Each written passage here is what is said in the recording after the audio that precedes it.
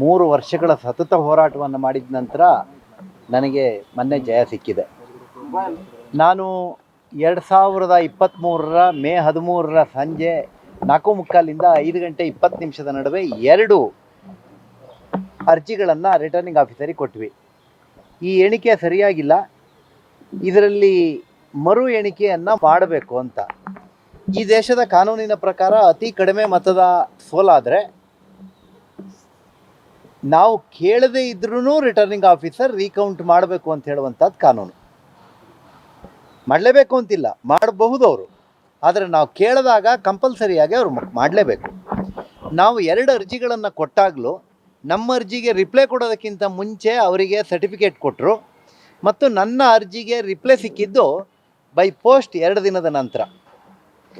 ನಾನು ಇವತ್ತೇನೋ ನಡೆದಿದೆ ಅಂತ ಹೇಳಿಲ್ಲ, 2023 ಮೇ 13 ಸಂಜೆಯೇ ಇಲ್ಲಿ ಅನ್ಯಾಯ ನಡೆದಿದೆ ಅಂತ ಹೇಳುವಂಥದ್ದನ್ನು ಹೇಳಿದ್ದೇನೆ.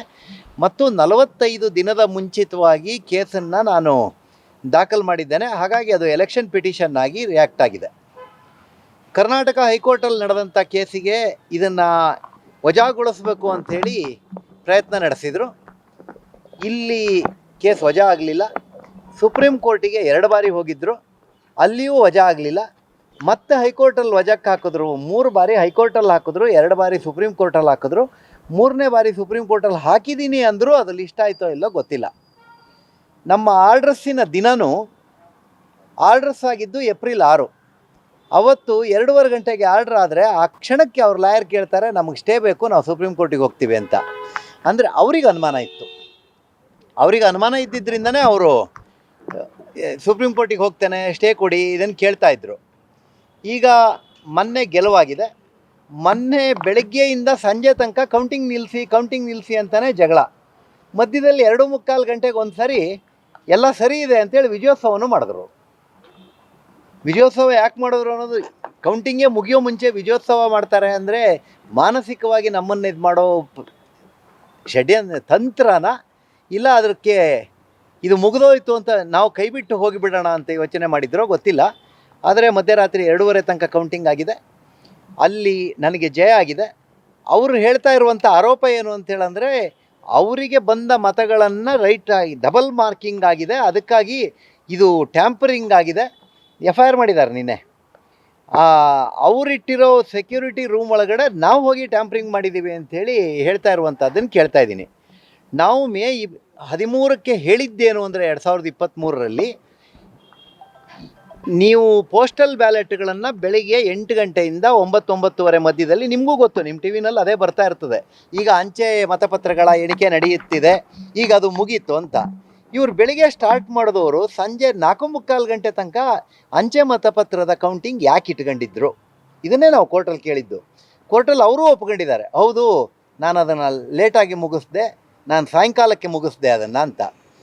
ಅಷ್ಟೊತ್ತು ತನಕ ಇಟ್ಕೊಂಡಿದ್ದರ ಪರಿಣಾಮ ರಾಜ್ಯದಲ್ಲಿ 135 ಸೀಟ್ ಬಂದಿದ್ದರ ಪರಿಣಾಮ ಇವ್ರಿಗೆ ಅನಿಸ್ಬಿಡ್ತು, ಅವರು ಮನುಷ್ಯರಲ್ಲ, 136ನೇದು ನಾನೊಂದು ಕಳಿಸಿದ್ರೆ ಅಂಥೇಳಿ ಅವರಿಗೆ ಕಡಿಮೆ ಬಂದ ಮತಗಳನ್ನು ಇನ್ವೆಲಿಡ್ ಆಗಿ, ಅಂದರೆ ಮಲ್ಟಿಪಲ್ ಮಾರ್ಕ್ ಆಗಿ ಇದ್ದಂಥ ಬಂಡಲ್ಗಳನ್ನು ಎತ್ತಿ ಅವರಿಗೆ ಟಾಪಪ್ ಫುಲ್ ಮಾಡಿ ಗೆಲ್ಲಿಸಿದ್ದಾರೆ. ಕೌಂಟಿಂಗಿಗೆ ಹೋದಾಗ 25ಕ್ಕೆ 25 ಇನ್ವ್ಯಾಲಿಡ್ ಬರ್ತಾ ಇತ್ತು ಅಂದರೆ, ನೀವು ಹಾಕಿರೋದೇ ಇನ್ವ್ಯಾಲಿಡ್ ಬಂಡಲ್ ಆದರೆ ಅದು ಅದೇ ಬರುತ್ತೆ, ಬೇರೆ ಬರೋಕ್ಕೆ ಸಾಧ್ಯ ಇಲ್ಲ. ಈ ಕಂಪ್ಲೇಂಟನ್ನು ನಾವು ಮಾಡಿದ್ದು ಯಾವತ್ತು ಅಂದರೆ 2023 ಮೇ 13ಕ್ಕೆ. ಹಾಗಾಗಿ ನನಗೆ ನ್ಯಾಯ ಸಿಕ್ಕಿದೆ. ಅವರು ಮತ್ತೆ ಹೇಳ್ತಾ ಇದ್ದಾರೆ, ಈ ಇದರಲ್ಲಿ ಏನು FIR ಮಾಡಿದ್ದಾರೆ ಅದು ಕಾನೂನು ಬಾಹಿರವಾಗಿದೆ. ಮತ್ತು ಈಗ ನಾನು ಮಾಧ್ಯಮದಲ್ಲಿ ಟಿ ವಿಯಲ್ಲಿ ನೋಡ್ತಾ ಇದ್ದೆ, ಅಲ್ಲಿ ಷಡ್ಯಂತ್ರ ಆಗಿದೆ, ನಾವು ಕರ್ನಾಟಕ ಸರ್ಕಾರದಿಂದ ಎನ್ಕ್ವೈರಿ ಮಾಡ್ತೀವಿ.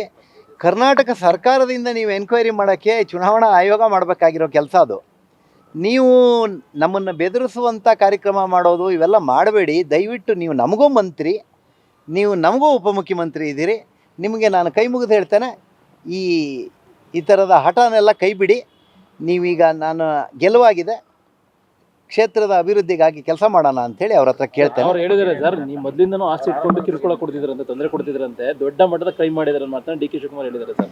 ಅಲ್ಲ, ಈಗ ನನಗೆ ಅರ್ಥ ಆಗದೆ ಇರೋ ಸಬ್ಜೆಕ್ಟ್ ಇದೆ. ಈಗ ಸ್ಟ್ರಾಂಗ್ ರೂಮ್ ಬೆಳಗ್ಗೆ 7 ಗಂಟೆಗೆ ಓಪನ್ ಮಾಡಿದಾಗ ಅದರ ಫ್ರಂಟ್ ಡೋರಿನ ಎರಡೂ ಬೀಗಗಳು ಇಂಟ್ಯಾಕ್ಟ್ ಇತ್ತು, ಕ್ಲಿಯರ್ ಇತ್ತು.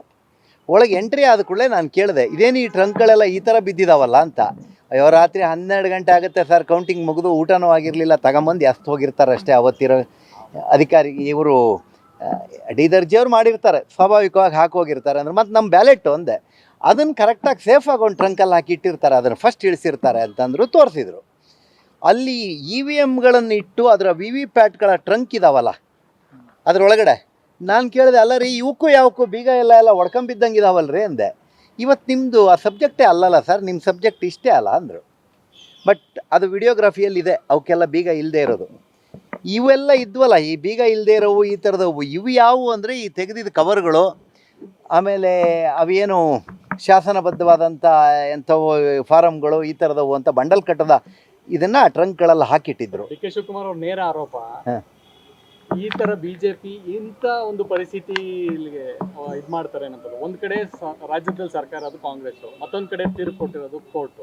ಸೊ ಎರಡನ್ನು ಕೂಡ ವ್ಯಂಗ್ಯ ಮಾಡ್ತಾರೆ. ಬಿಜೆಪಿ ಇಷ್ಟು ಕ್ರಿಮಿನಲ್ ಆಗಿ ವರ್ತಿಸ್ತಾರೆ ಅನ್ನೋದು ಗೊತ್ತಿಲ್ಲ. ಡಿ ಕೆ ಶಿವಕುಮಾರ್ ನೇರವಾಗಿ ಅವ್ರು ಹೇಳ್ತಾ ಇದ್ದಾರೆ, ಅವ್ರು ಯಾಕೆ ಹಂಗೆ ಹೇಳ್ತಾರೆ ಅನ್ನೋದೇ ನನಗೆ ಅರ್ಥ ಆಗ್ತಾ ಇಲ್ಲ. ಈಗ ಅವರು ನನಗೆ BJPಯವರು ಈ ರೀತಿ ವರ್ತನೆ ಮಾಡ್ತಾರೆ, ಅವ್ರ ಸರ್ಕಾರ ಅವ್ರದ್ರೊಳಗೆ ಇಟ್ಕೊಂಡಿದ್ವಿ ಅನ್ನೋದನ್ನು ಅವರು ಮರ್ತಿದ್ದಾರೆ. ಮತ್ತು ಅದರೊಳಗಡೆ ನಾನು ಹೋಗಿ ಟ್ಯಾಂಪ್ರಿಂಗ್ ಮಾಡಿ ಬಂದೆ ಅಂತೇಳಂದರೆ 24/7 ಅದಕ್ಕೆ CC ಕ್ಯಾಮ್ರಾ ಇದೆ, ಅದಕ್ಕೆ ಪೊಲೀಸ್ ಕಾವಲು ಹಾಕಿದ್ದಾರೆ, ಅದಕ್ಕೆ ರೊಟೇಷನ್ನಲ್ಲಿ 24 hours ಅಲ್ಲಿ ಪೊಲೀಸ್ ಕಾವಲಲ್ಲಿ ಕೆಲಸ ಮಾಡುತ್ತೆ. ಶಿವಕುಮಾರ್ ಸಾಹೇಬರು ಯಾಕೆ ಹಿಂಗೆ ಹೇಳ್ತಾ ಇದ್ದಾರೆ ಅಂತ ನನಗೆ ಅರ್ಥ ಆಗಿಲ್ಲ.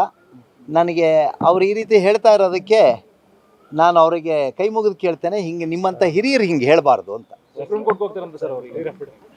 ಹೋಗಲಿ ಸರ್, ಕೋರ್ಟಲ್ಲಿ ಏನಾಗುತ್ತೆ ಫೇಸ್ ಮಾಡಬೇಕಲ್ಲ. ಈಗ ನ್ಯಾಯಾಲಯದಲ್ಲಿ ನ್ಯಾಯ ಸಿಗುತ್ತೆ. ನೀವು ಸಣ್ಣ ಆಗ್ಬೇಕಲ್ವಾ, ಅದು ಒಂದು ಉತ್ತಮ ಆಹಾರದಿಂದ ಸಣ್ಣ ಆಗ್ಬೇಕಲ್ವಾ. ಪ್ರತಿದಿನ ನಮ್ಮ ಜೀನಿ ಸ್ಲಿಮ್ನ ಯೂಸ್ ಮಾಡಿ ಯಾವುದೇ ಸೈಡ್ ಎಫೆಕ್ಟ್ ಇಲ್ದಂಗೆ ನೀವು ಸಣ್ಣ ಆಗ್ತೀರಾ.